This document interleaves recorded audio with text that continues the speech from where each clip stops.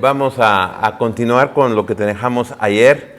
Nos quedamos ahí en la parte final, bueno, en una parte final, en el momento del Pentateuco. Ya estábamos hablando del Pentateuco y hablábamos de los diferentes niveles históricos en los que tenemos que ubicar los textos, en el entendido de cómo se conformó el texto. Esta es la perspectiva más histórica y literaria del abordaje de la Biblia.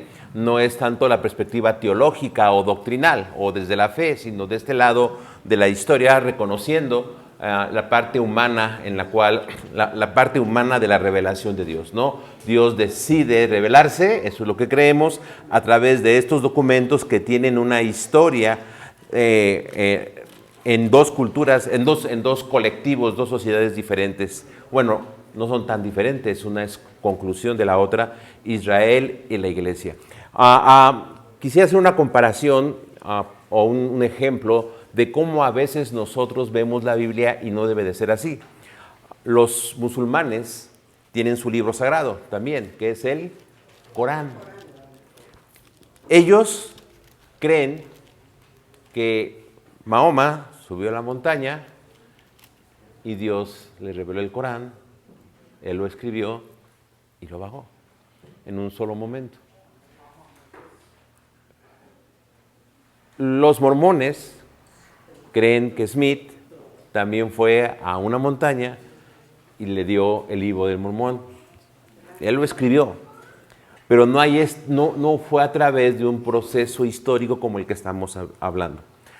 Muchas veces nosotros así hablamos de la Biblia, como si nos hubiera caído del cielo de manera, vaya pues, sin ese componente de la historia humana.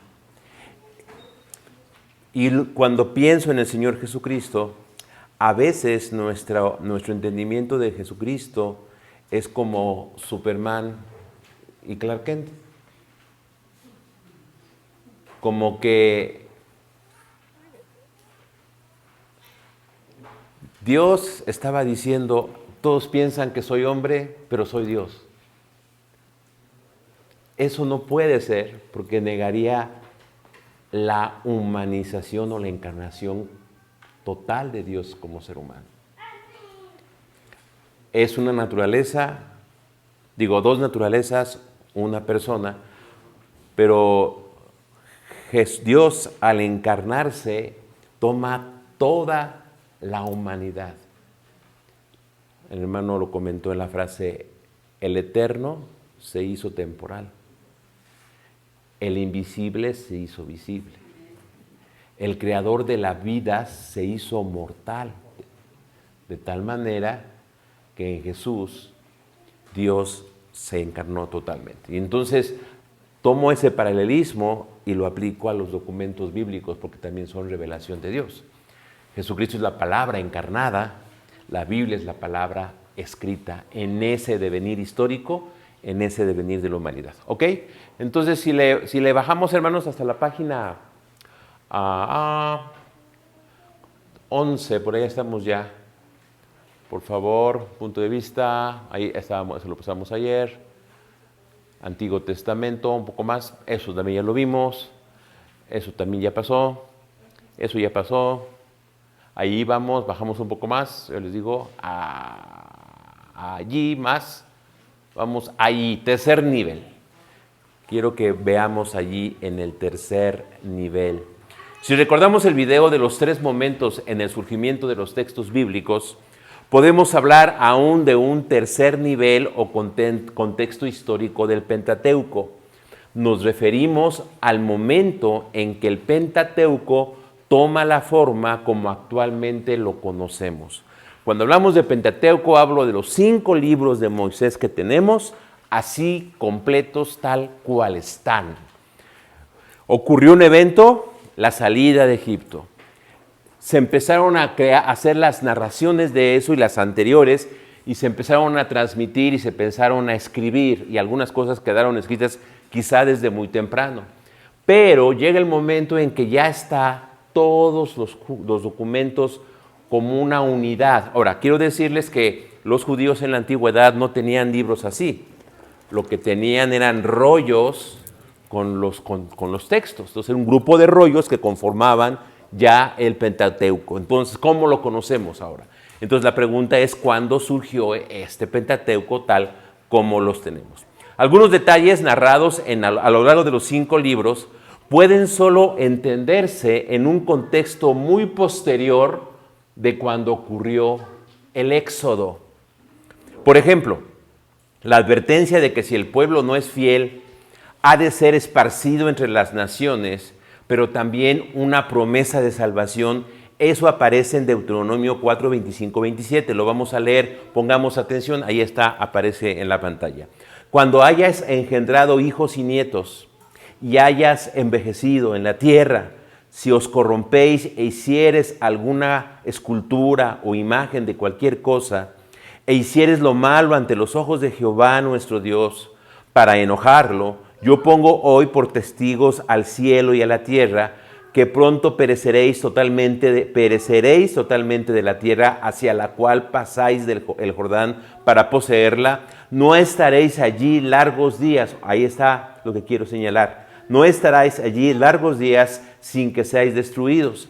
Y Jehová os esparcirá entre los pueblos y quedaréis pocos en número entre las naciones. 28:64. Y Jehová te esparcirá por todos los pueblos, desde un extremo de la tierra hasta el otro extremo de la tierra, y allí servirás a dioses ajenos que no conociste tú ni tus padres, al leño y a la piedra.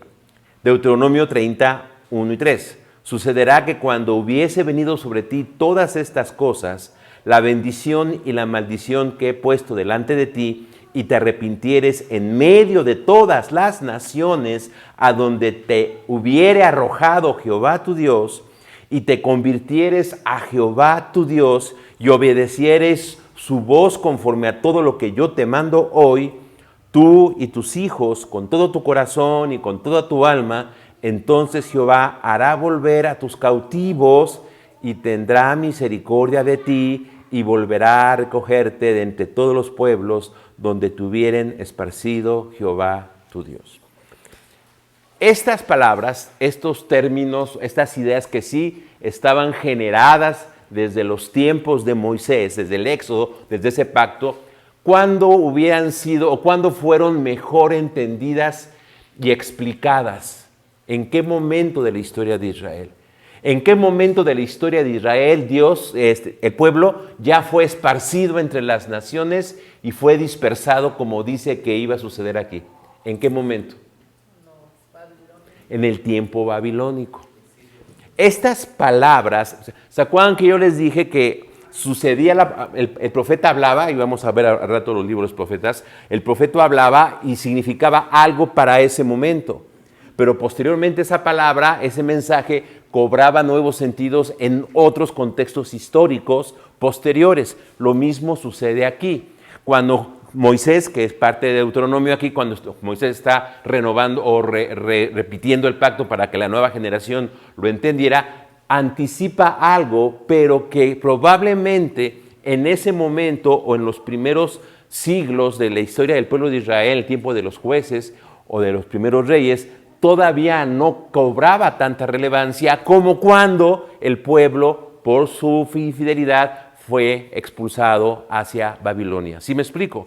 Por eso en algunos lugares tú vas a encontrar que el Pentateuco, tal como lo tenemos con estas verdades, empieza a conformarse o fue reconocido como palabra inspirada por Dios hasta ese tiempo.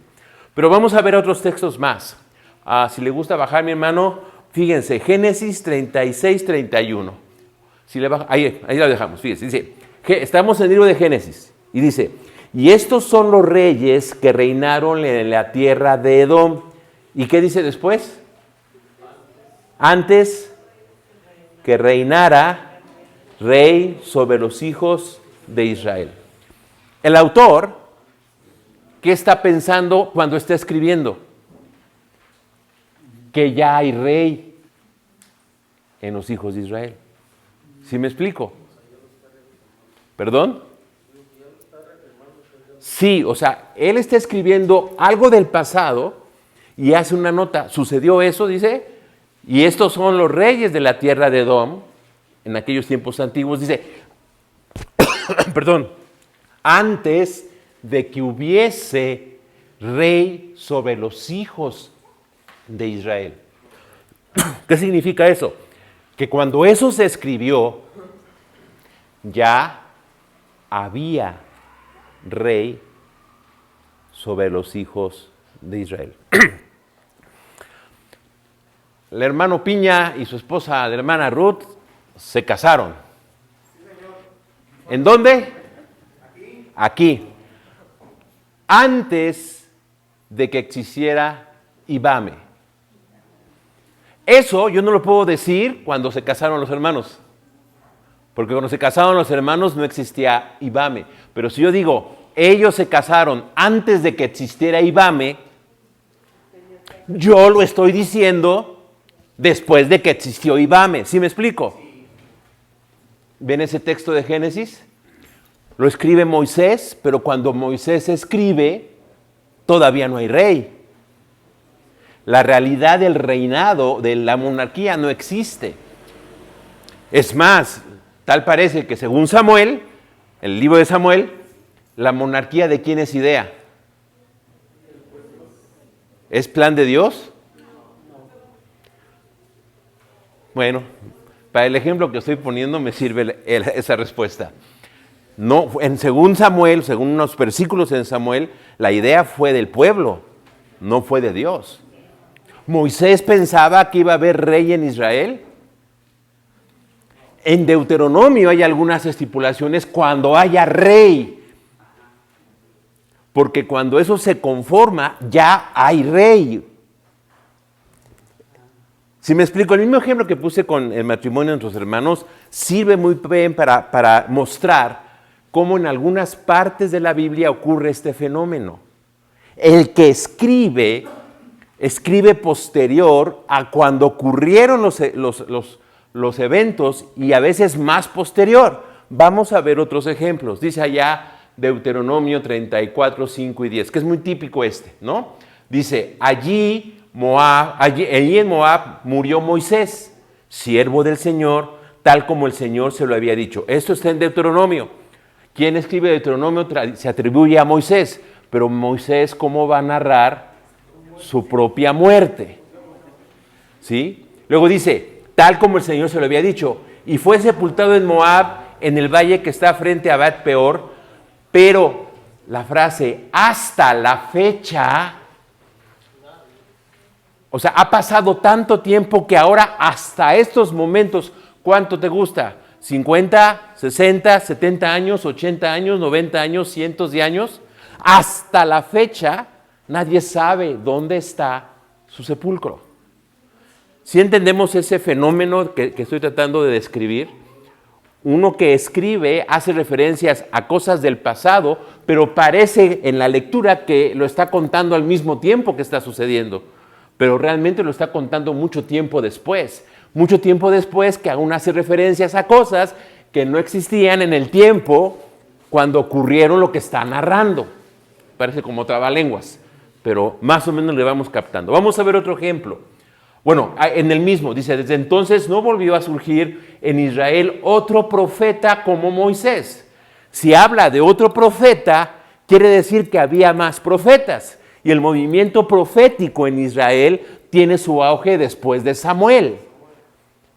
Entonces, por lo menos está ubicado hasta los tiempos de Samuel, cuando esta idea o esta tradición en esa transmisión de los hechos que vimos está cobrando importancia. Como Moisés con el Señor trato directo, solo Moisés hizo todas aquellas señales y prodigios que el Señor le mandó en Egipto ante el faraón, sus funcionarios y todo su país. Nadie ha demostrado jamás tener un poder tan extraordinario ni ha sido capaz de realizar las proezas que hizo Moisés ante todo Israel. Esto, porque algunos dicen, bueno, el que escribió esto fue un Josué. Estoy de acuerdo, podríamos pensar que lo puso Josué o fue una idea de Josué, pero lo pone como algo, como un gran personaje antiguo y no un personaje tan reciente. Vamos a otro en Génesis 12:6. Y este está ya en Génesis 12:6, imagínense. Y pasó Abraham aquella tierra hasta el lugar de Siquem, hasta el encinar de Moré. Y el cananeo, dice, estaba entonces en la tierra. ¿En qué momento un israelita podría decir el cananeo ya no está en la tierra? Cuando ya ocupó, cuando ya está dentro un israelita. ¿Sí me explico? Entonces, en aquel tiempo no había cananeo, ya digo, aún, ¿cómo es? El cananeo estaba todavía en la tierra. Entonces, cuando se escribió eso, implica que ya no había cananeos poseyendo la tierra de Israel. La frase el cananeo estaba entonces en la tierra sugiere que en el momento en que se escribió este pasaje, los cananeos ya no estaban en la tierra, lo que implicaría un tiempo posterior a la conquista de Canaán. 14:14 de Génesis. Oyó Abraham que su pariente estaba prisionero y armó a sus criados las naciones de su casa. 318, y lo siguió hasta Dan. Dan es una ciudad que recibió su nombre de Dan mucho tiempo después de ese evento, en la época de los jueces. De hecho, si lees Jueces 18:29, allí se dice cuando los danitas nombraron a esa ciudad y le pusieron el nombre de Dan. Vaya pues, en el tiempo de Abraham no se conocía ese lugar como Dan, pero para el que escribió, o para que hace referencia a eso que está en Génesis 14, ya existía esa ciudad con el nombre de Dan. ¿Sí me explico? Si vamos captándole un poquito ahí estos fenómenos, le digo, cuando leemos con un poco de atención, nos damos cuenta de estas cosas. Vamos por más. Éxodo 16:35. Así comieron los hijos de Israel maná 40 años, hasta que llegaron a tierra habitada. Maná comieron hasta que llegaron al límite de la tierra de Canaán. ¿Se acuerdan dónde está narrado que dejaron de comer maná?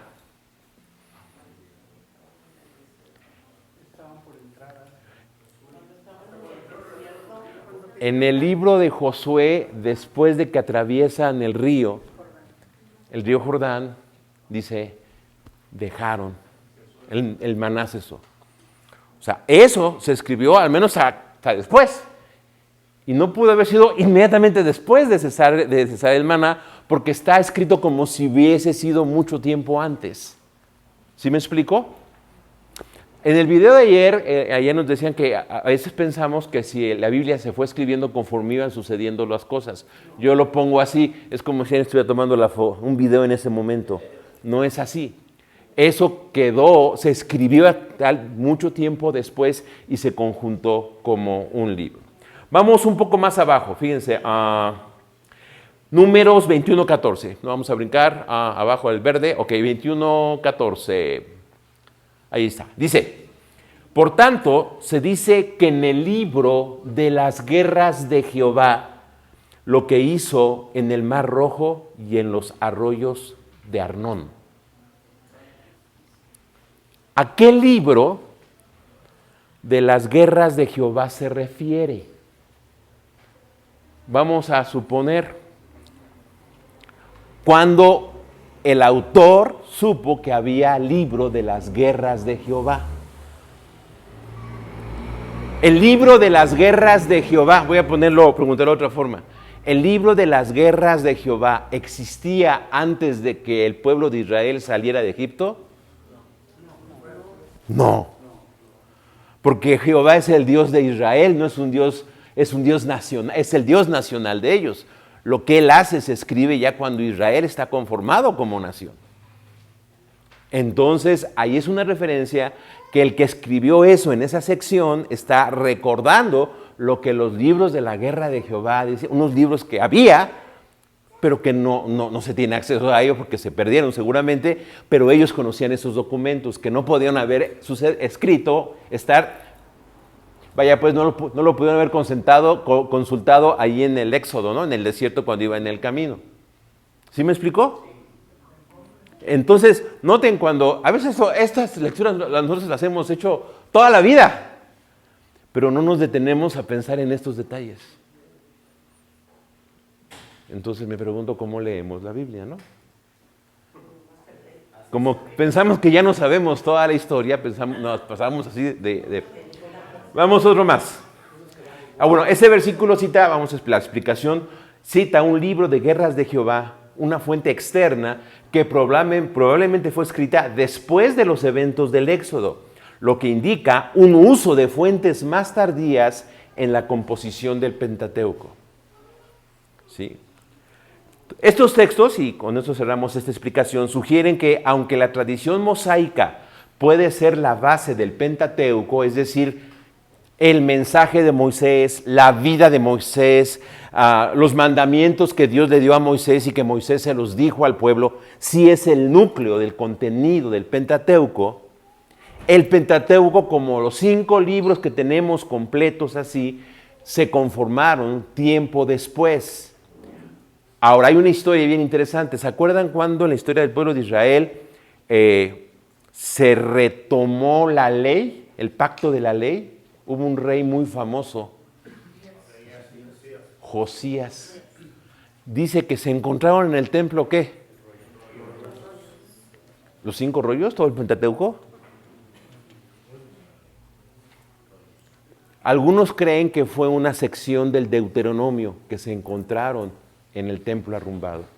Y cuando lo leyeron, al leer ese documento, lo entendieron como la herencia de Moisés desde aquellos siglos. Por eso le impactó tanto a Josías y comienza la gran reforma de Josías. Y entonces los estudiosos creen que a raíz de eso es como se empieza ya a armar el Pentateuco, a juntar todas estas tradiciones que tienen su origen común en Moisés y se conforma el Pentateuco. En un tiempo en que pronto viene ya el exilio y la salida y el Babilonia. Además, para ese tiempo el reino del norte ya había sido llevado cautivo por el imperio asirio. ¿En qué año fue? 722. ¿Cuál? 722, por el imperio asirio. Entonces, Josías encuentra el rollo allá por el 620 y tantos, 100 años después, lee que la advertencia era que si se volvían idólatras, iban a ser dispersados. Eso ya ocurrió en Israel, en norte, y entonces dice Josías, hay que portarnos bien. Y viene la gran reforma de Josías y empieza a incorporarse esos documentos que también para ese tiempo el movimiento profético en sus más clásicos profetas ya ha pasado. Isaías, Amós y Miqueas, Isaías, Amós, Miqueas y Oseas. Los 4 profetas del siglo VIII, el siglo de oro de la profecía.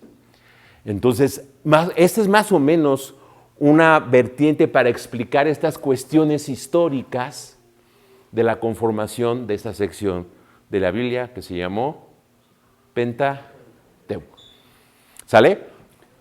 Esas son las cuestiones históricas. Yo les hablaba de, si la vamos bajando, hermanos, hay una parte amarilla. Eso es un poquito, a ver que eso lo van a tener. Aquí les voy a leer una cita de Samuel Pagán. No sé si ustedes han leído algo de Samuel Pagán. Samuel Pagán es un estudioso bíblico de Puerto Rico, evangélico, muy conocido en el ámbito de los estudios bíblicos. ¿Mandé? Suena pagano, ¿verdad? Pero no. Es Samuel Pagán, es un autor muy, muy reconocido. Y estamos hablando de actualización, ¿no? Este es un congreso de actualización. En cuanto a este tercer contexto histórico, dejamos la siguiente cita de Samuel Pagán. El estado actual de la investigación entiende que el Pentateuco, como lo conocemos el día de hoy, se redactó finalmente en tiempos posexílicos o exílicos, pero que se utilizaron grandes bloques de materiales que venían de épocas previas al exilio. Estos materiales llegaron tanto del Reino del Norte como del Sur y tenían como finalidad preservar la memoria histórica del pueblo con relación al resto de las naciones de Oriente Medio. ¿Qué estaba sucediendo? Recordamos en esos momentos, el pueblo de Israel, 720 y tantos, ha sido el del norte cautivo. Viene la amenaza de Babilonia y están a punto también de ser llevados cautivos. Hay que reavivar la identidad, hay que revitalizar la fe en esos momentos de crisis. cuál fue la manera en que ellos revitalizaron la fe. Y está conectado un poquito con lo que el hermano Vidal está diciendo, ¿no? Él ha hablado mucho de la exposición bíblica, pues allí, por eso Josías es este rey revitalizador de la fe de Israel en momentos de crisis, y lo hizo poniendo en el centro esas tradiciones de Moisés que eran consideradas revelación de Dios. El gran avivamiento de Josías originó que se comenzara a conformar en esta historia del canon bíblico, lo hemos descrito ya, se empezara a conformar los documentos que a la larga habrían de conformar el canon bíblico del Antiguo Testamento. Leemos el otro párrafo, dice: durante el exilio, cuando el antiguo pueblo de Israel estaba en contacto directo con las culturas politeístas y políticamente sometido al poder babilónico, grupos de sacerdotes judíos se dieron a la tarea de revisar y reeditar la historia nacional a la luz de las experiencias adversas del desierto. Es en ese entorno histórico complejo y desafiante que surge el Pentateuco como el documento que le brindaba al pueblo sentido de identidad al proveer una narración coherente de sus vivencias desde el momento mismo de la creación hasta la llegada a la tierra prometida. Y eran tradiciones que venían desde el tiempo de Moisés. ¿Se acuerdan que en otra vez el video, muy sintetizado, pero estaba el periodo cuando surge y cuando se transmite? Quizás pensamos cuando vimos el video, pues que eran unos 10, 15, 20 años, ¿no? No, fueron siglos que al mismo tiempo se escribían. Por eso el libro de las guerras de Jehová. Y ese libro de las guerras de Jehová no conformó el Pentateuco, pero la gente que conformó el Pentateuco tomó esos datos y los puso allí. Ahora, es muy difícil distinguir para nosotros. Ahora que leo todo el Pentateuco van a preguntar: oiga, hermano, ¿y esto de dónde es y cuándo ocurrió? Ok, aquí regreso del lado teológico. Esto que está escrito no socava la postura teológica nuestra de que la Biblia es inspirada por Dios. Jamás en todas estas minutos, horas que he hablado, he dicho que la Biblia no es inspirada. Nunca he dicho eso, que quede claro, y lo digo otra vez para que quede grabado. ¿Sí? Nunca he dicho, yo creo en la inspiración, pero lo que creo que lo creo diferente en el sentido de cómo la Biblia llegó a conformarse en este lado, del lado izquierdo, ¿no? Nuestra hermana Tere es la representante de esta ala, ¿sí me explico? Y como hemos comentado, se requiere de las dos para tener un entendimiento de ese mensaje. Y yo diría de esos mensajes que hay en los textos. En lo particular, hay una frase muy común, y aquí su profesor de hermenéutica, cuando tengan su clase, va a decir todo lo que dije mal, pero hay una frase que en hermenéutica se dice: hay una sola interpretación. Sí, es la mía. ¿Sí o no? ¿Sí o no? Eso decimos. En lo particular, yo no coincido con ello. Porque dentro de la misma Biblia ya vimos que hay dos diferentes interpretaciones de un evento histórico. ¿Se acuerdan del censo? Ayer vimos el ejemplo del censo. Entonces, si en la misma Biblia hay diferentes interpretaciones de un evento histórico, es más, nos brincamos al Nuevo Testamento. ¿Cuántos evangelios hay? 4. ¿Y los 4 dicen lo mismo de Jesús? No. Cada quien interpreta a Jesús de su perspectiva, su intención, a quienes les escribe el libro, etcétera, etcétera. Entonces, de entrada hay 4 interpretaciones de la vida de Jesús.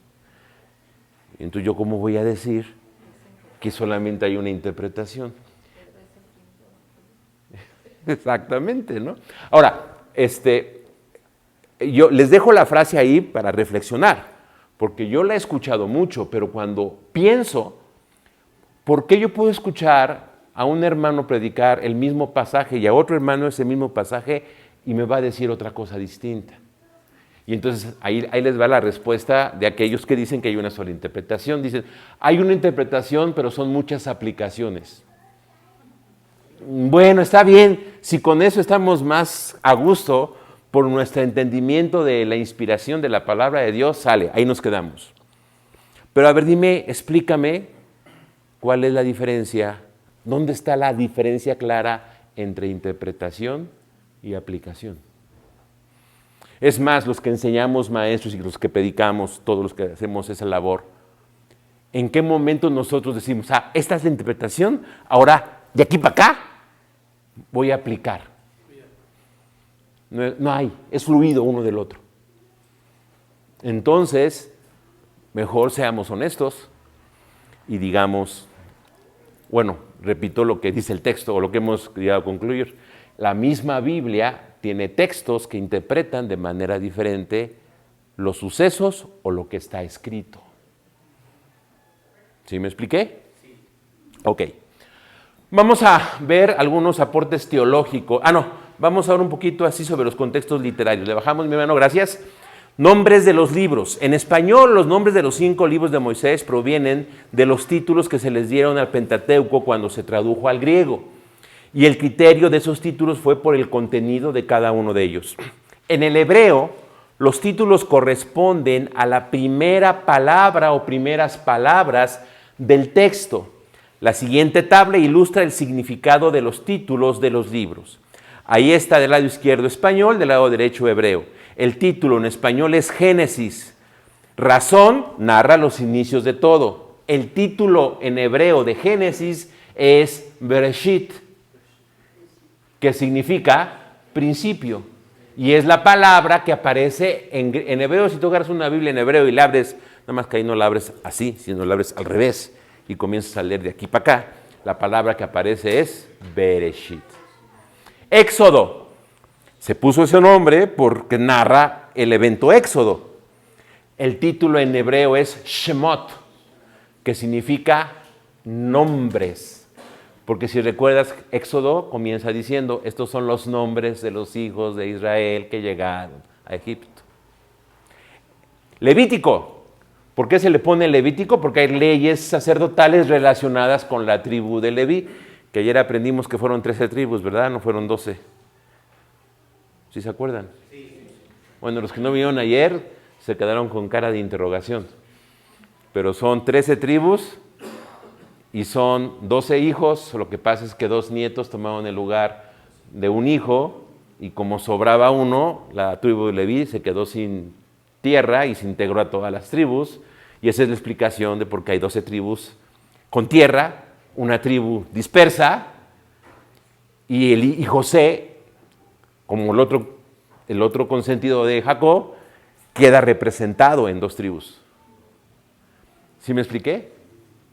Va de nuevo la historia, porque es lo que digo, leemos en Génesis, pero refleja realidades posteriores. Miren, fueron 12 hijos, ¿no? Rubén fue el primero, el mayor de los 12, Simeón y Leví nacieron después, Isaacar, Neftali, Aser y Dan, Zabulón, Judá, Benjamín y Gad. Me lo sé así por una canción. Rubén, Simón, Leví y el cuarto fue Judá. Y entonces, en la historia de Génesis nos explican por qué Rubén no es el primogénito. Porque se acostó con una de sus concubinas de Jacob. Y luego nos cuentan por qué Simeón y Leví no son los primogénitos. Porque mataron a los de Siquem. Y entonces, ¿quién queda como el primogénito? Judá. Pero ¿se acuerdan que Jacob tenía su hijo consentido? Que siguiendo la historia de los hijos en Génesis, siempre los menores están sobre los mayores. Y la historia va poniendo, ¿y cómo le va a hacer Jacob para que José sea el que va a tener la herencia? Porque era la envidia de los hermanos. Ya sabemos la historia, llegan a Egipto, José tiene 2 hijos, ¿y qué hace Jacob? los hace suyos. Y entonces, ¿te acuerdas que viene la escena? Ahora, los que son abuelos, ahora que se están echando algunos como abuelos, llevan a los dos hijos, ¿y qué hace Jacob? Bendice al menor. Ya se repite otra vez esa historia, porque el menor es, pues porque así Dios lo quiere, sencillamente, ¿no? Pero ¿qué sucede después en la historia del pueblo de Israel? ¿Cuál fue el reino que tuvo más tribus? Israel, 11 tribus. Y otra manera en que se llama a Israel en el Antiguo Testamento es Efraín. Al reino del norte se le llamaba Efraín. Y al reino del sur, Judá. ¿Por qué? Y entonces cuando lees Génesis entiendes. Porque son los dos hijos representantes a los que Jacob quería. Entonces, una de dos. O esta preferencia de Jacob provocó a la larga la división de las tribus, o la división de las tribus se contaba contando esa historia de los hijos de Jacob. ¿Sí me explico? Aquí como que se quedó ahí pensando, ¿no? Sí, vamos, trato de repetir la historia. Ayer platicaba con algunos o aquí fue con todos, con Tenochtitlán. Ok. Es lo mismo, más o menos lo mismo. Cuando imaginémonos allá el reino del norte divididos ya, y entonces un hijo nuestro, nosotros somos de Judá, un hijo nuestro nos pregunta, oye papá, ¿por qué no estamos peleados con aquellos? Cuéntanos las historias. Pues te voy a contar, ¿qué crees? Que nuestro antepasado tenía dos consentidos. Y por eso estamos divididos, peleándonos desde siempre. Si leemos con atención las historias de los hermanos de José y José sus hermanos, está anticipando la división del reino del norte y del reino del sur. ¿Sí? ¿Ya vamos a ver dónde vas? Sí. Ok. Me quedaba preocupado porque tú eres la que nos lleves aquí representando en este acercamiento a la Biblia, ¿no? Ok, entonces, sí me voy explicando, estamos entendiendo el texto bíblico en sus diferentes contextos históricos. Ahora, yo no estoy diciendo, que también quede claro, que las historias no ocurrieron en Génesis. Lo que estoy diciendo es por qué se preservaron y por qué conformaron estas narraciones. Porque daban identidad al pueblo y explicaban al pueblo sus orígenes y su identidad en un momento histórico clave. Cuando de momento se quedaron sin templo, se quedaron sin sacerdocio, se quedaron sin rey, se quedaron sin tierra. Y aquí me junto con lo que dice el hermano Vidal. Era un momento de revitalizar la fe de Israel. ¿Y cómo lo hicieron aquellos? Centrándose en la palabra. Este fenómeno volvió a ocurrir en el año 70 después de Cristo, cuando se volvió a destruir el templo de Jerusalén. Y entonces se terminó de conformar el Antiguo Testamento. ¿Sí me expliqué? En este proceso de formación del canon del Antiguo Testamento hay dos momentos clave que tienen que ver con crisis del pueblo judío y el pueblo de Israel.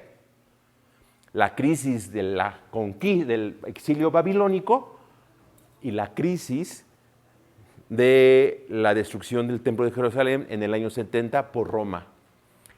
Fíjense cómo el pueblo judío, el pueblo de Israel, se fue conformando en estos momentos en que estaban oprimidos por las naciones extranjeras, donde queda ya el judaísmo como lo entendemos hoy, y también podríamos decir en cierta manera el cristianismo se entiende a raíz de esos sucesos del famoso periodo intertestamentario, que yo creo que de silencio no hubo nada. Dios estaba guiando la historia.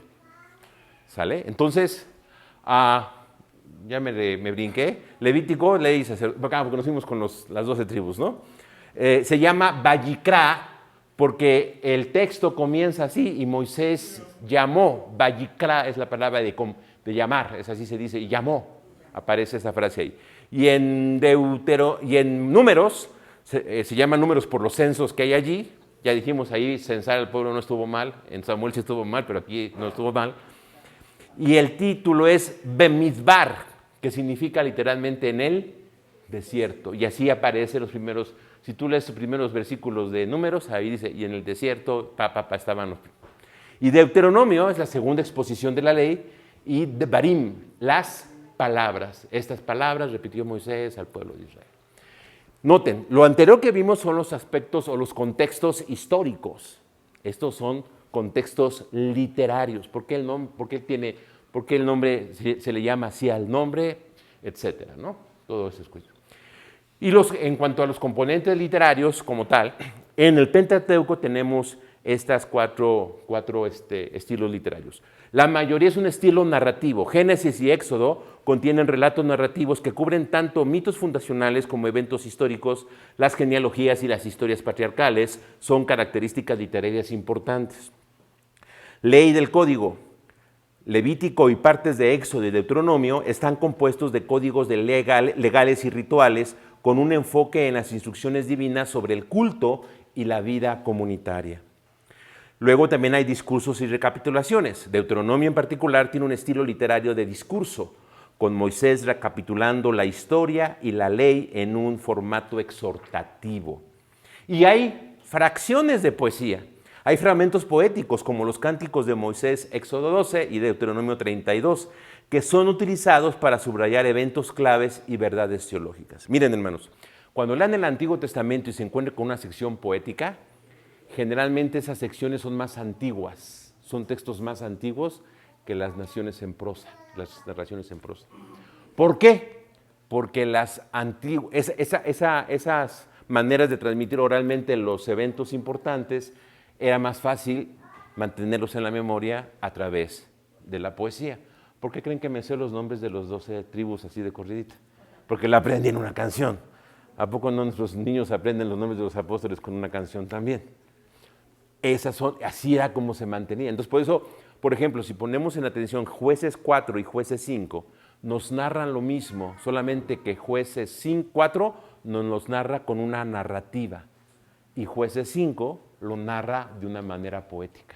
Compáralos, es lo mismo, están narrando el mismo evento, pero con dos estilos diferentes y quedaron puestos uno tras otro. Igual, el cruce del Mar Rojo, capítulo 14, si no mal recuerdo, es el poema de la liberación del paso del Mar Rojo, y el 15 es la cuestión, la narrativa de ese evento. Esto que estoy comentando son los contextos que dijimos literarios. Los anteriores fueron los contextos históricos. Y bueno, no mencioné mucho al inicio, porque estos contextos teológicos ya es lo que está acá. Es lo que los sacerdotes y los judíos, a lo largo, los líderes, interpretaban esos eventos históricos y formulaban sus ideas acerca de Dios. Y esto es lo que hace propio la fe de Israel. Estos conceptos teológicos que los judíos o los israelitas a lo largo de los siglos de historia llegan a las conclusiones teológicas que llegaron los israelitas. Y pongo solamente ahí 4, 5 para tener una idea. Hay mucho más, obvio. Sería ahí una clase de teología de Antiguo Testamento. Pero bueno, creación, soberanía divina. Génesis establece a Dios como el creador soberano, un tema que subraya su control y propósito en toda la historia. El pacto, y el hermano habló hace rato del pacto ahí narrado en Génesis 15, ese me encanta, porque es Dios el que pasa por los animales partidos, ¿no? Está diciendo, si no te cumplo, Abraham, a mí me va a pasar lo que le va a pasar a estos animales, ¿no? Bueno, pacto. La teología del pacto es central, especialmente el pacto con Abraham en Génesis y el pacto sinaítico en Éxodo. Estos pactos reflejan la relación especial entre Dios e Israel. Ley y santidad. Levítico desarrolla la idea de la santidad tanto en el culto como en la vida diaria y cómo Israel debía reflejar la santidad de Dios a través de la obediencia de la ley. Juicio y misericordia.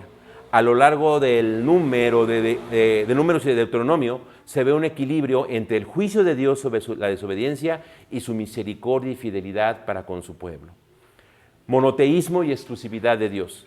El Pentateuco reafirma la unicidad de Dios y su demanda de lealtad exclusiva por parte de Israel, estableciendo las bases del monoteísmo bíblico. Y eso que está apuntado es un anexo que había colocado, pero no lo pude meter. Dice abajo glosario, vámonos a la parte verde, nada más, más abajito, ahí. Un pequeño glosario, como vimos el glosario al principio, es nuestro glosario, para entender un poquito más el Pentateuco. Alianza, pacto, berit, un acuerdo solemne entre Dios y su pueblo. El Pentateuco describe varios pactos, siendo los más destacados el de Abraham y el de Moisés. Ahora, mi entendimiento de esto de los pactos es de que es solamente un pacto descrito de diferentes formas. No es que sea un pacto con Adán, otro pacto con... Algunos hablan de un pacto edénico en el Edén, luego un pacto adámico después de la caída, luego un pacto noético con Noé, y luego otro pacto con Abraham, y dividen la historia así. En lo particular, esta manera de entender la Biblia es una teología de los textos, ¿sí me explico?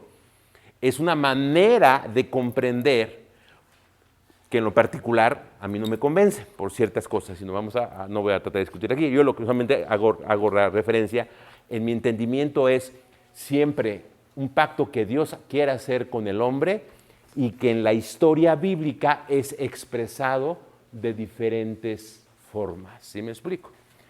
En el Antiguo Testamento como una promesa y el Nuevo Testamento como cumplimiento de esa promesa. Y me resisto a usar la palabra profecía, ¿se dan cuenta? ¿Por qué? Porque profecía no se entiende como debe de entenderse que está en la Biblia. Si nos da tiempo, que quién sabe si nos va a dar tiempo, llegaremos a la definición. Creo que traje más material de lo que pensé. Ok, hasta ahí, Pentateuco. Vamos a la segunda sección de la Tanaj. ¿Cuál es? ¿Te acuerdas cuál es?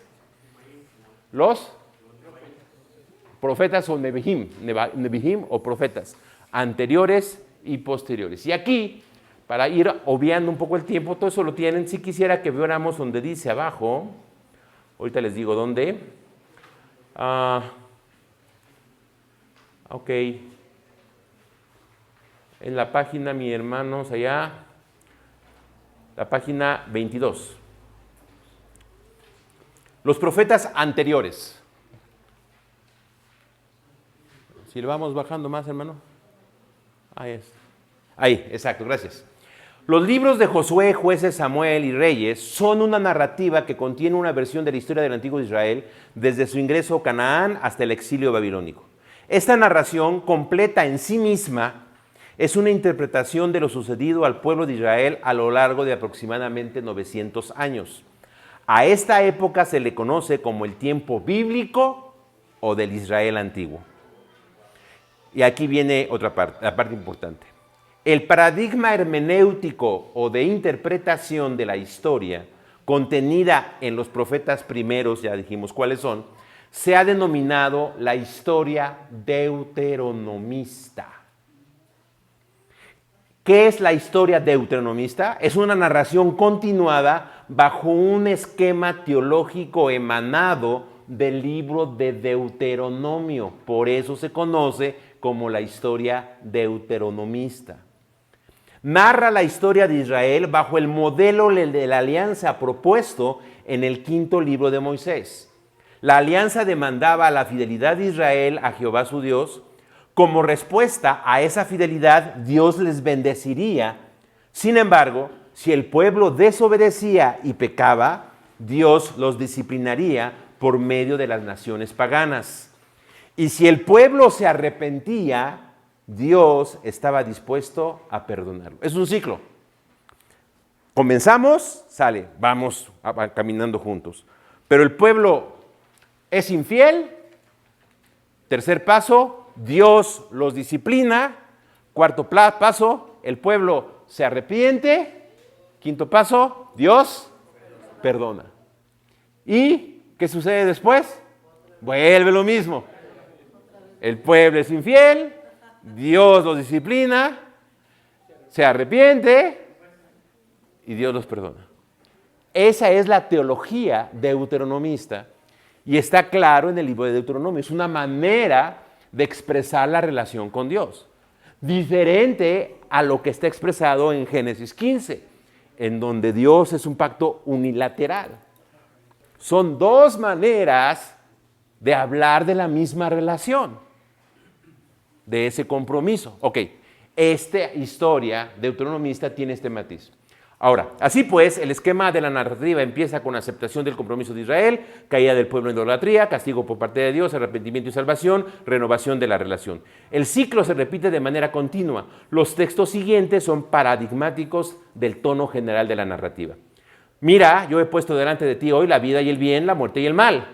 Porque yo te mando hoy que ames a Jehová tu Dios, que andes en sus caminos y guardes sus mandamientos, sus estatutos y sus decretos, para que vivas y seas multiplicado y Jehová tu Dios te bendiga en la tierra a la cual entras para tomar posesión de ella. Mas si tu corazón se apartare y no oyeres y te dejares extraviar y te inclinares a dioses ajenos y les sirvieres, yo os protesto hoy que de cierto pereceréis, no prolongaréis vuestros días sobre la tierra donde vas, pasando el Jordán para entrar en posesión de ella. A los cielos y a la tierra llamo por testigos hoy contra vosotros, que os he puesto delante la vida y la muerte, la bendición y la maldición. Escoge pues la vida para que vivas tú y tu descendencia, amando a Jehová tu Dios, atendiendo a su voz y siguiéndole a él. Porque Él es la vida para ti y prolongación de tus días, a fin de que habites sobre la tierra que juró Jehová a tus padres, Abraham, Isaac, Jacob, que les había de dar. Ahora, puse un texto abajo también de Jueces, y ahí está más claro el modelo. Hicieron pues los hijos de Israel lo malo ante los ojos de Jehová. Olvidaron a Jehová su Dios y sirvieron a los Baales y a las imágenes de aceras, de infidelidad. Y la ira de Jehová se encendió contra Israel y los vendió en manos de Cusam Risataim, rey de Mesopotamia. Y sirvieron los hijos de Israel a Cusam Risataim 8 años. Entonces clamaron los hijos de Israel a Jehová y Jehová levantó un libertador, el arrepentimiento, ¿no? Un libertador a los hijos de Israel y los libró. Este es Otoniel, hijo de Cenaz, hermano menor de Caleb. Y el espíritu de Jehová vino sobre él y juzgó a Israel y salió a la batalla. Y Jehová entregó en su mano a Cusam Risataim, rey de Asiria. Prevaleció su mano contra Cusam Risataim y reposó la tierra 40 años y murió Otoniel, hijo de Cenaz. ¿Y qué pasó después? Otra vez. Ese esquema. Ok. Con el fin de explicar un poco más este aspecto teológico, vuelvo a citar a Samuel Pagán, dice así, acerca de la obra deuteronomista. Esta obra histórica y teológica evalúa con criticidad las vivencias del pueblo e identifica las rebeliones y las infidelidades nacionales como la causa real de la pérdida nacional y la destrucción de las instituciones religiosas que le brindaban al pueblo sentido espiritual, social y político. El propósito teológico de esta narración histórica es poner en relieve que el exilio en Babilonia no fue un evento fortuito ni al azar, sino una manifestación adicional de la voluntad divina que intenta enseñarle al pueblo la importancia de la fidelidad y las revelaciones de Dios. Sin embargo, no todo en la literatura deuteronómica es juicio y destrucción. El propósito de esta gran obra histórica y teológica no es solo justificar la destrucción de las instituciones nacionales y el exilio del pueblo. Una lectura minuciosa de los libros revela varios mensajes de esperanza y restauración que no pueden ni deben ignorarse. Por ejemplo, las promesas del profeta Natán hechas a David es un tema valioso en la historia deuteronomista, pues se reitera y repite con insistencia. Por ejemplo, en Reyes 8, 1 Reyes 8, 9, ahí se repite, ahí pongo los versículos. El propósito es indicar, en medio de las penurias del exilio, que aunque en el destierro no gozaban de gobierno propio y de una monarquía establecida, Dios era fiel a su promesa y restauraría la casa de David en el momento oportuno, y esa era una muy clara señal, dice cara de ser clara señal de esperanza para el pueblo de Dios. Si le bajamos a la parte azul, ¿qué es entonces la historia deuteronomista? Es la historia registrada desde Jueces hasta Segundo de Reyes.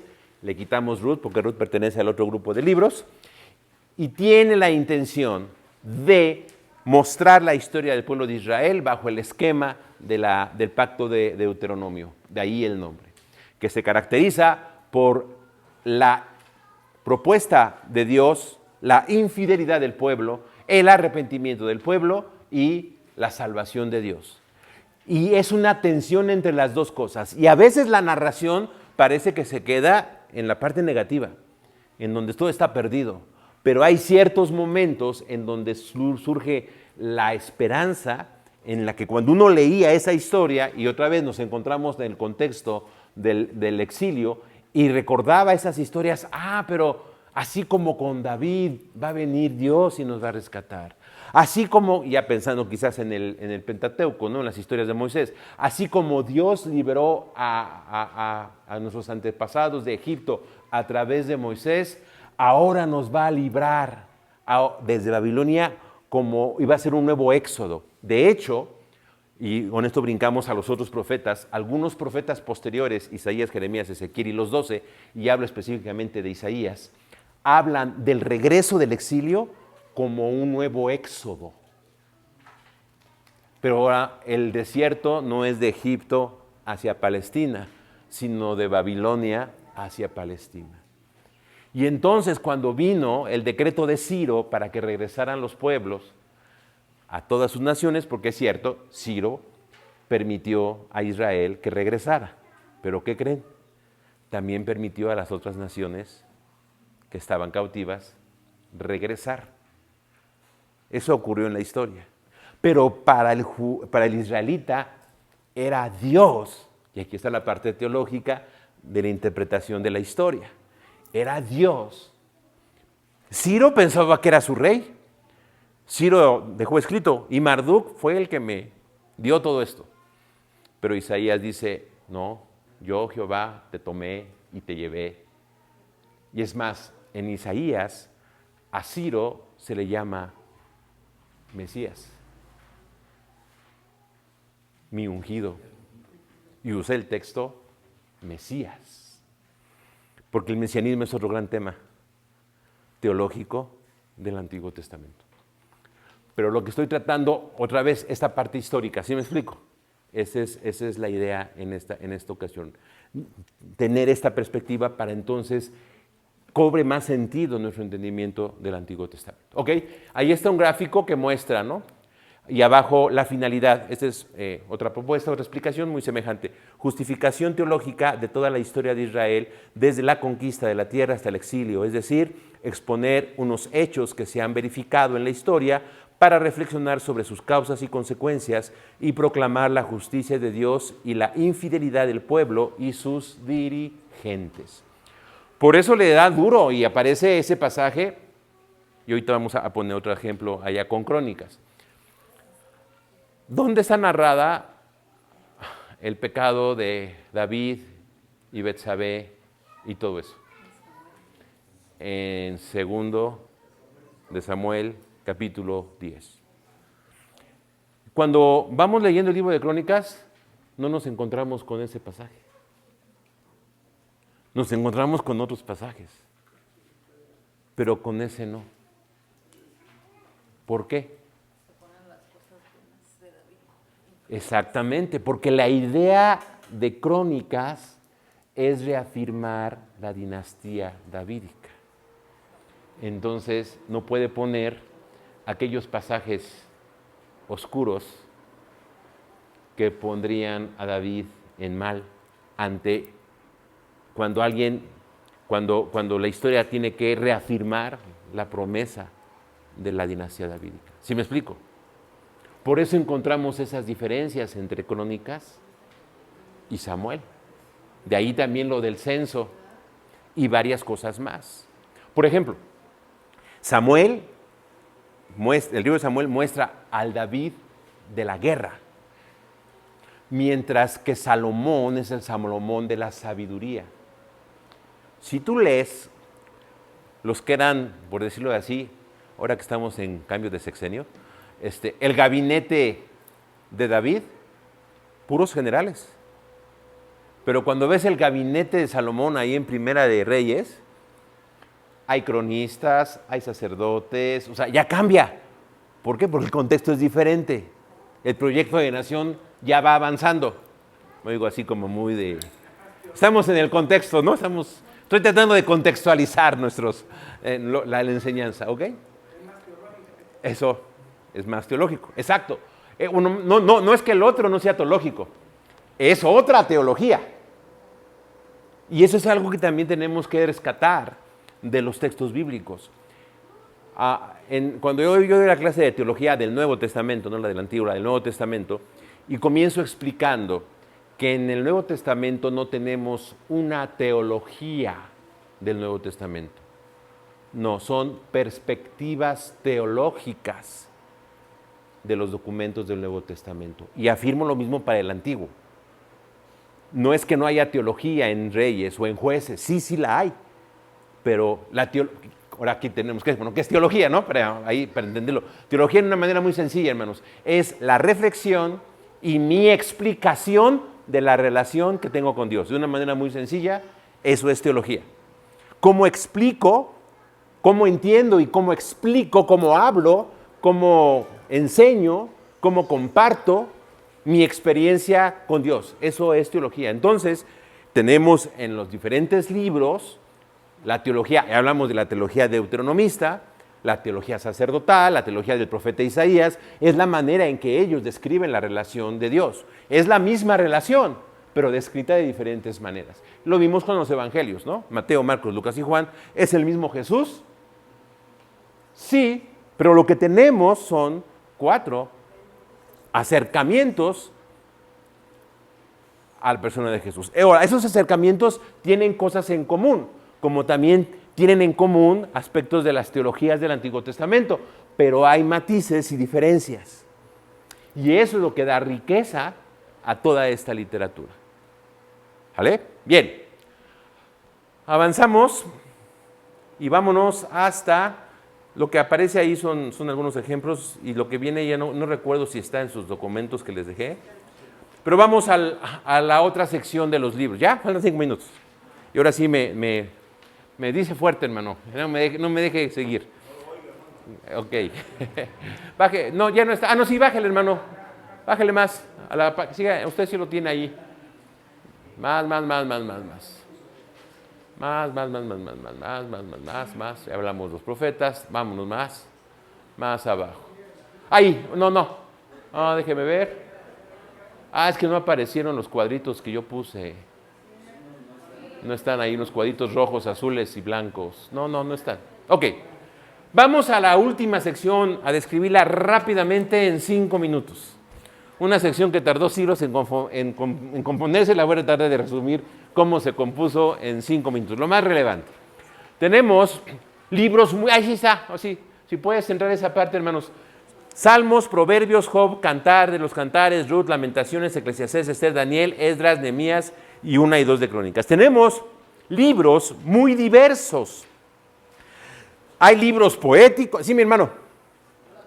No la tienen. Se las dejo. Son apuntes, ¿eh? Les voy a hacer una confesión, pero no le digan ni a Dios se lo digan, por favor. Lo que sucede es de que he estado trabajando un curso para la maestría de introducción bíblica con ciertos elementos. Entonces dije, pues voy a llevarles a los hermanos lo que está saliendo del horno, ¿no? Es más, ustedes lo están recibiendo antes que los alumnos de maestría. Ya quedó grabado, me va a regañar el director, pero bueno, ni modo, ahí le explicaré, ¿ok? Por eso están así medio todavía en proceso de terminar, hermanos. O sea, está saliendo del pan, del horno están saliendo, ¿ok? Bien, entonces, y así ponemos atención a ese cuadro. Con ese cuadro nos vamos a quedar rápidamente. Salmos, Proverbios, Job, Cantares, Ruth, Lamentaciones, Eclesiastés, Esther, Daniel, Esdras, Nehemías, 1 y 2 de Crónicas. Estos libros, como que entraron al canon en un momento final, entonces hay de todo. Mientras que los otros que entraron en otros momentos más pausados, sí tienen un estilo más homogéneo, ¿no? Pentateuco es todo un bloque, profetas anteriores narraciones, profetas posteriores colecciones de los profetas, pero aquí, como ya estaba avanzado el tiempo, entonces empezaron a meter de todo. Y entonces están los poéticos, que son Salmos, Proverbios y Job, pero al mismo tiempo están los 5 Megilot, Cantares, Ruth, Lamentaciones, Eclesiastés y Esther, pero resulta que Eclesiastés, Lamentaciones, Cantar de los Cantares, Ruth, Ruth y Esther, Eclesiastés, Lamentaciones, Ruth y Cantar, son los famosos 5 Megilot que se leían en las fiestas importantes. Entonces noten cómo la clasificación es un poquito más revuelta. Y luego tenemos libros de corte narrativa histórica, Esdras, Nehemías y segunda y 1 y 2 de Crónicas, que esta es la historia del cronista. Aquella fue la historia deuteronomista. Esta es la historia del cronista. Y esa es una historia más sacerdotal. Por eso el énfasis es el templo. Por eso describe mucho de la adoración. Y dice que David lo preparó, pero se llevó a cabo en el tiempo de Salomón, porque Salomón es el que construye el templo. ¿Sí? La idea es retomar el templo, porque regresaban del exilio y el templo es lo que les iba a dar cohesión o identidad. Luego tenemos, ya hablamos de los 5 Megilot, Proverbios, Job y Eclesiastés pertenecen al movimiento sapiencial. Hubo otros tantos libros que no entraron allá y los tres reflejan un avance en ese sentido de la sabiduría. Proverbios es más temprano y refleja esa colección de proverbios que si haces bien, te va bien. Pero luego Job dice, pero no siempre es así, porque a este cuate que siempre hace bien, le va mal. Y Eclesiastés como que te deja, pues todo esto sí, pero el fin de todo discurso oído es este: teme a Dios y guarda sus mandamientos. Eso refleja la crisis sapiencial cuando proponían que hacer las cosas bien te va a llevar a bien. Oye, pero no está pasando. Hubo gente buena y Dios de todas maneras nos llevó al exilio. ¿Por qué si Josías fue un buen rey, murió como murió y no sirvió lo que hizo? Pues esta es la historia de Job. Dios es soberano y no a todos los que hacen bien les va bien. Otra propuesta del movimiento sapiencial. Y Eclesiastés como que intenta sintetizar. Busca, bueno, les dejé los enlaces ahí con el hermano. Hay unos videos de Biblia Project que muestran varios pasajes, toda la Biblia, pero estos videos de estos libros lo ilustran muy, muy bien. Ahí se los dejo para que lo puedan ver. Y luego vamos al último, y ahí vamos a cerrar, el libro de Daniel. Tan complicado, por eso me llamo también Daniel yo, ¿no? Soy complicado. Ok. Vamos con algunos datos, hablando de datos actuales, ¿no? Actualizados. El libro de Daniel no es un libro profético, como lo entendieron los israelitas o los de Israel, por eso no lo pusieron allá, no aparece allá. Porque no es alguien que esté dando mensajes de Dios. No es como Isaías que se levantaba con el rey y mira, Acaz, esto y esto, no. Es un hombre virtuoso que es bueno, que es fiel a Dios en medio de circunstancias muy adversas y presión de los gentiles, de los imperios. Y luego la otra sección es la literatura apocalíptica, que tenía la intención de generar esperanza de una manera contando historias muy emocionantes. Hermano, póngame, hay un cuadro abajo donde tengo la definición de literatura apocalíptica del libro de Daniel, por favor. Y con eso vamos a ir cerrando ya. Ok, hasta abajo está, si no mal recuerdo lo pegué. Está con verdecito hasta abajo. Si no, aquí se los digo. El libro de Daniel es un libro apocalíptico en un sentido estricto que se halla presente en la Biblia hebrea. Es el único libro apocalíptico que se halla presente en la Biblia hebrea. Esto se debe a que esta composición se encuadra perfectamente en los marcos del género literario según el mismo es entendido hoy en día. Y aquí hay una definición. Apocalipsis es un género literario de revelación con un marco narrativo en el que una revelación está mediada por un ser sobrenatural y un receptor humano, que se revela una realidad trascendente que es a la vez temporal en la medida en que prevé la salvación escatológica y la espacial en la medida en que se trata de otro mundo sobrenatural. Es una manera fantástica de hablar de la realidad. ¿Quién ha visto Los Señor de los Anillos? ¿O leído El Señor de los Anillos? Eso es la literatura apocalíptica actual. O las Crónicas de Narnia. Esa es literatura apocalíptica actual, que a través de estas figuras e imágenes te quiere revelar o mostrar cómo es la historia que estás viviendo. Esa es la intención de los apocalípticos. El Apocalipsis de Juan es eso. Juan usa ese género para describirle a las iglesias, las 7 iglesias, por qué están siendo perseguidas y qué va a pasarles a ellas, cómo deben de comportarse en medio de esta persecución. Nada tiene que ver con el futuro, cómo lo imaginamos nosotros, ¿sí? El libro de Daniel es eso, en esas secciones. Y es el último libro del Antiguo Testamento que se escribió. Es el último. Y se escribió como lo conocemos. O sea, la historia es la de Daniel, un personaje antiguo, que es retomado por el autor en este género literario para dar un mensaje de esperanza y aliento en otro momento crítico en la historia del pueblo judío. ¿Y cuál es ese momento crítico? La conquista de los griegos de Antíoco Epífanes, año 200, 160 antes de Cristo. Y ese libro se escribió. Obviamente, no lo escribió Daniel. Nunca dice el libro que lo escribió Daniel. Ahí dice, Daniel vio, pero era la manera de hacer referencia o de escribir ese tipo de literatura. ¿Sí me explico? Entonces, el autor, que era conocido por los destinatarios, usa ese género que implicaba usar a un personaje antiguo o hablar de un personaje antiguo como que recibió las revelaciones de Dios, y era para mostrarles a los judíos de ese tiempo que podían resistir la influencia del helenismo que los estaba haciendo morir, dejar la fe. Y les anima a luchar y a permanecer a pesar de que las cosas están complicadas. Todos hemos escuchado, ya vénganse hermano, váyase viniendo, ya para ir cerrando, si no se pone aquí no voy a acabar. Ustedes han visto muchas veces, quizás hasta películas, de Daniel 7, Daniel 2, pero muéstrenme una en donde me expliquen Daniel 11. Y en Daniel 11 tienes narrada la guerra entre los Seleucidas y los Ptolomeos por Palestina.